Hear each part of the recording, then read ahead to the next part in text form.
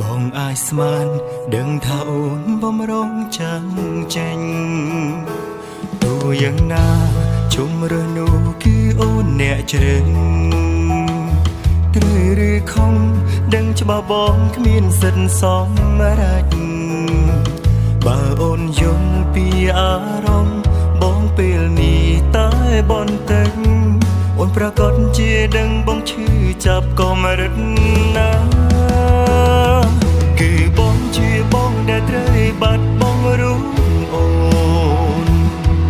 នឹងអនុសាកន្លងក្បែរបានត្រឹមនេះ